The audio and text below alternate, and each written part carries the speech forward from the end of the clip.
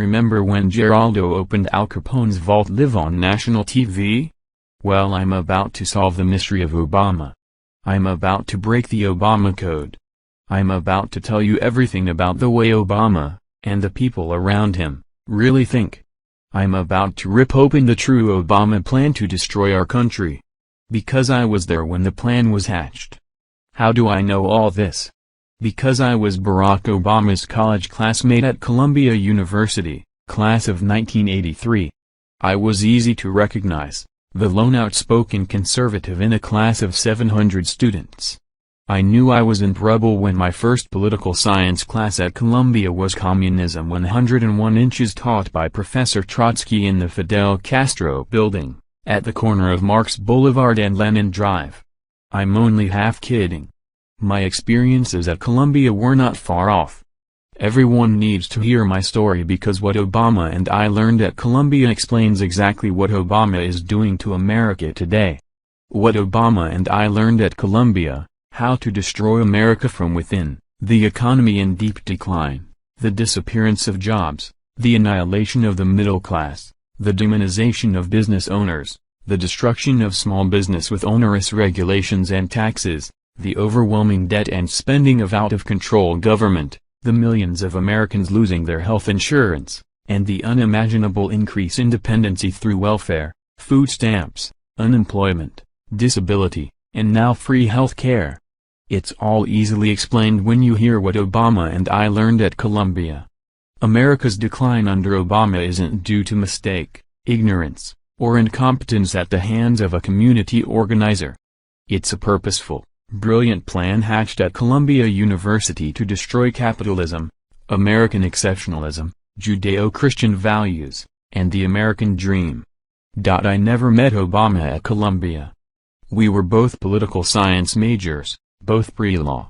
We graduated on the same day. There were perhaps 100 to 150 of us in the political science department.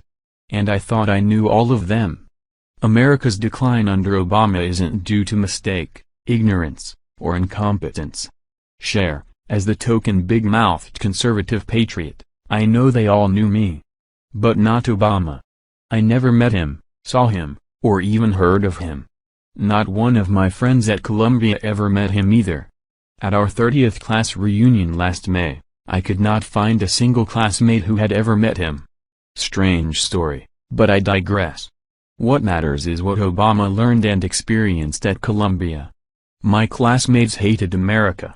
They spoke with glee about one day taking the system down. They blamed America for unfairness, racism, inequality, and lack of social justice. Recognize those words? My classmates proudly called themselves socialists, communists, and Marxists. Even though almost all of them came from wealthy families, or perhaps because of it, they hated the rich and despised business owners. They talked about how the white power structure had to be dismantled, business owners bankrupted, and capitalism destroyed. Everything in their minds was based on social justice. What Obama and I learned at Columbia, how to destroy America from within. Protesters upset with the ongoing federal government shutdown and what they fear could lead to Social Security benefit reductions rally outside Republican U.S. Representative Steve Daines' office in Helena, Montana, Tuesday, October 8, 2013. App photo, Matt Gaetz. Sound like the policies of anyone you recognize in the White House? Does we have to spread the wealth around? Ring a bell? How about if you own a business, you didn't build that? How about Obama's hatred of Republicans and refusal to negotiate with Congress? It's clear he thinks he's morally superior to conservatives. That attitude was born at Columbia too. In 1981, when a student burst through the doors to our political science class and screamed, "The president has been shot. They've assassinated Reagan." My classmates yelled, hugged, high-fived, and jumped up and down cheering the death of a Republican. Today most of my classmates are either in government with Obama, or controlling the mainstream media. They talk about moderation and compromise, but always remember 30 years ago they cheered for the death of a Republican. But, there's more. We were all taught a simple, but brilliant plan. My classmates discussed it 24/7.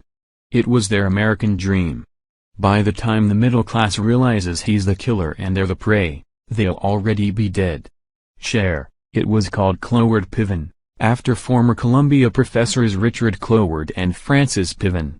To bring down America and our capitalist system, they were taught to overwhelm the system with massive spending, entitlements and debt. That would cause the economy to collapse, wipe out the middle class, and bring Americans to their knees, begging government to save them. It's the exact plan Obama has been implementing. The centerpiece is Obamacare. Obamacare isn't about health care. It's about bankrupting the middle class and addicting it to government dependency. It's about redistributing wealth from the middle class and small business to Obama's voters, the poor and unions. Its goal is to wipe out the last vestiges of middle-class America, creating a two-class society, the super-rich and the poor, both beholden to Obama. Obama learned well, it's working to perfection. So that explains the plan. But how do you implement it? We were taught that at Columbia too. A key component of the plan involved fooling the voters by